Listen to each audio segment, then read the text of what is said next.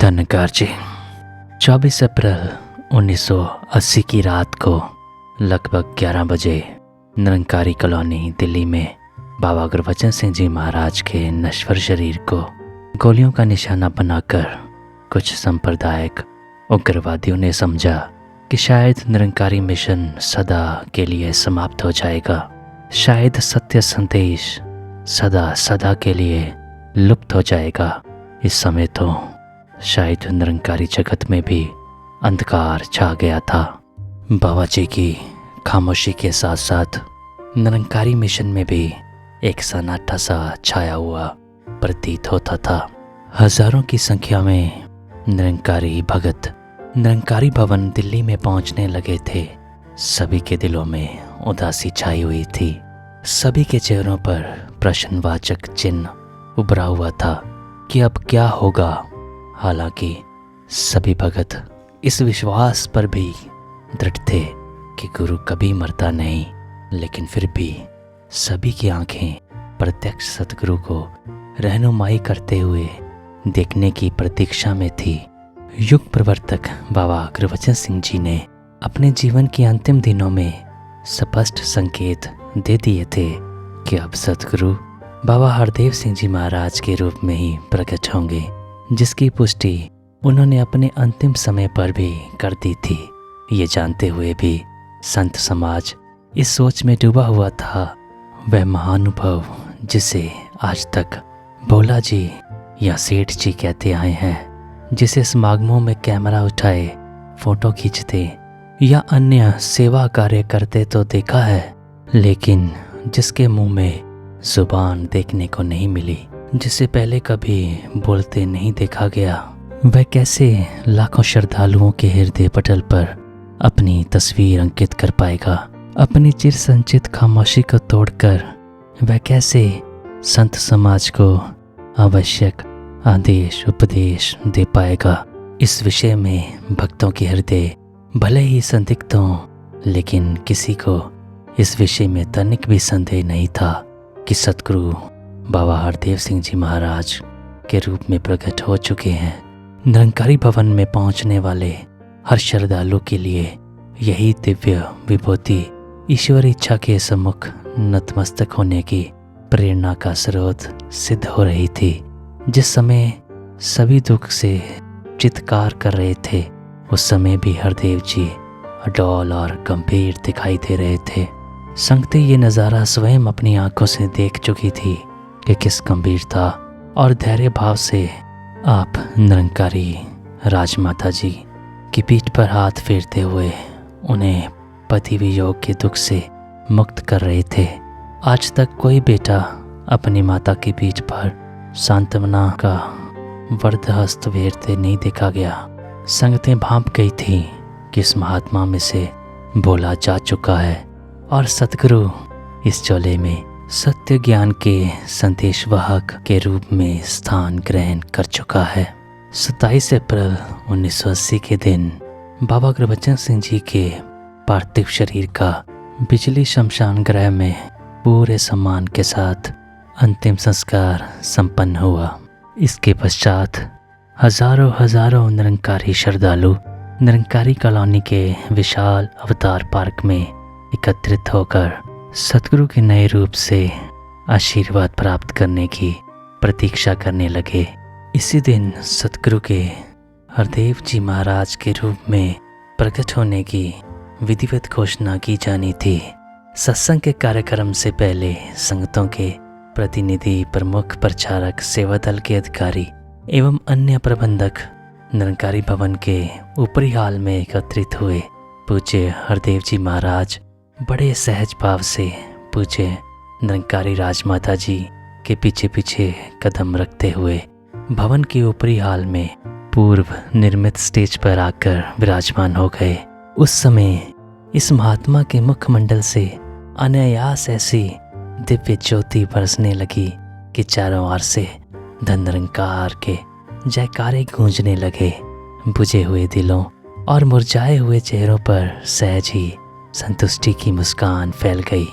दास बाबा गुरबचन सिंह जी महाराज की सेवा में बरसों बरस से अपना जीवन व्यतीत करता आ रहा था और कुछ समय से दास को पूज्य बाबा जी के निजी सचिव के कर्तव्य भी सौंप दिए गए थे। इसलिए दास को निरंतर उनके समीप रहने का सौभाग्य मिला था। अंतिम समय पर भी दास घटनास्थल पर उपस्थित था, इसलिए दास भी उनके अंतिम आदेश से अवगत था। अतः दास को ही पूज्य बाबा गुरबचन सिंह जी महाराज के आदेश की घोषणा करने के लिए कहा गया।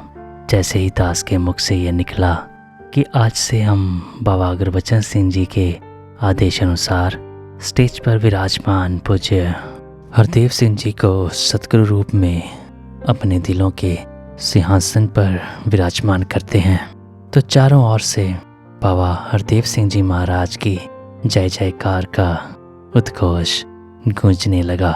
सबके चेहरों पर रौनक दौड़ गई। संत महापुरुष गुरु को पाकर सनाथ हो गए। ऐसे वातावरण में भी यही विभूति पहले की तरह शांत और गंभीर मुद्रा दिव्य प्रकाश बिखेर रही थी। पूज्य डॉक्टर देसराज जी प्रधान संत निरंकारी मंडल ने सभी संगतों का प्रतिनिधित्व करते हुए गुरुदेव हरदेव जी महाराज को तिलक किया। पूज्य निरंकारी राजमाता कुलवंत कौर जी ने आपके मस्तक पर कलगी लगाई और फिर आपके चरणों पर नमस्कार करते हुए आपसे निवेदन किया कि आप सतगुरु रूप में आज से हम सबका पथ प्रदर्शन करें और हमारे लिए जो आदेश हों उन्हें अपने पावन मुख से कहें। इस समय एक बार फिर सबके दिल धड़क उठे। सभी सोच रहे थे कि ना जाने ये महात्मा आज भी अपना मौन तोड़ता है या नहीं। लाउड स्पीकर गुरुदेव हरदेव जी महाराज के सामने रख दिया। बड़े ही सहज और सरल भाव में आपने कहना शुरू कर दिया। सत्संगत जी धन निरंकार दास को तो आप सब संत महात्मा जानते ही हैं कि दास के पास ऐसा कोई गुण नहीं है जिसके बलबूते पर दास इस महान जिम्मेदारी को निभाने में सफल हो सके। बाबा गुरबचन सिंह जी महाराज तो सब प्रकार के गुणों के भंडार थे। उनके पद चिन्हों पर चल सकने की शक्ति भी आप संत महापुरुषों के आशीर्वाद से ही प्राप्त होनी है। आपसे कुछ छिपा नहीं कि दास के पास ना तो कोई संसारिक विद्या है और ना ही दास ने धर्म ग्रंथों का कोई विशेष अध्ययन किया है। दास ने आप महापुरुषों की संगत अवश्य की है। बचपन से ही दास आपकी गोद में पला है। पूज्य माता जी ने सदा आपके चरणों की धूल बने रहने की शिक्षा दी है। दास समझता है कि निरंकार दातार ने जिस घट से जैसा काम लेना होता है उसे वैसी शक्ति भी प्रदान कर देता है। दास का विश्वास है कि आप महापुरुषों की शुभकामनाओं से, पूज्य माता जी के आशीर्वाद से और निरंकार दातार की रहमत से ये जिम्मेदारी जो दास के कंधों पर डाली गई है, जिसके काबिल दास अपने आप को बिल्कुल नहीं समझता, इसे दास निभा पाएगा। दास ने सुना है कि जब पूज्य बाबा बूटा सिंह जी महाराज जो इस मंडल के बानी हैं, उन्होंने पूज्य बाबा अवतार सिंह जी को इस सत्य के संदेश को घर घर पहुंचाने की जिम्मेदारी सौंपी, तो साथ ही साथ कहा कि आज जो आपके गले में ये फूलों का हार डाला गया है, ये फूलों का हार नहीं, उस्तरों की माला है। बड़ा संभल कर चलना, ज़रा सी भी गर्दन इधर से उधर हुई तो गला कटने का खतरा है। सत्संगत जी, बाबा अवतार सिंह जी तो बड़े महान संत थे। उन्होंने तो अच्छे ढंग से अपना समय गुजारा और उस्तरों की माला फूलों की माला में बदल गई। लेकिन दास इस पथ का अनजान पथिक है। आप रहमत करेंगे तभी दास आने वाले समय में निरंकार की इच्छा अनुसार आपकी सेवा कर पाएगा। संसार नफरत और वैर की आग में जल रहा है। दातार बख्शिश करे तभी दास सच्चाई के रास्ते पर चलते हुए और अमन एकता का प्रचार करते हुए इस भयानक आग को ठंडा करने में सफल हो सकेगा। गुरुदेव हरदेव ने चिर मौन रहने के पश्चात जिस प्रभावमयी एवं भावमयी शैली, सरल सुबोध भाषा और नम्र भाव में अपने दिल की बात कही, उसे सुनकर सभी संत महापुरुष गदगद हो उठे और सभी का विश्वास हो गया कि निरंकार प्रभु ने इस दिव्य विभूति को आज तक जो मौन प्रदान कर रखा था, वास्तव में वे आने वाले समय को नई दिशा देने की तैयारी थी।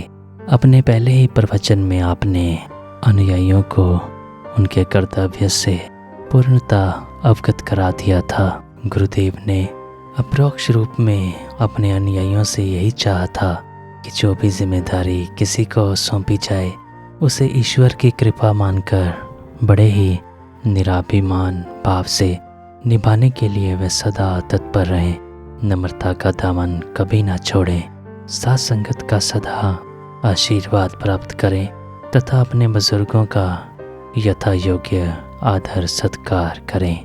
धन्यवाद जी।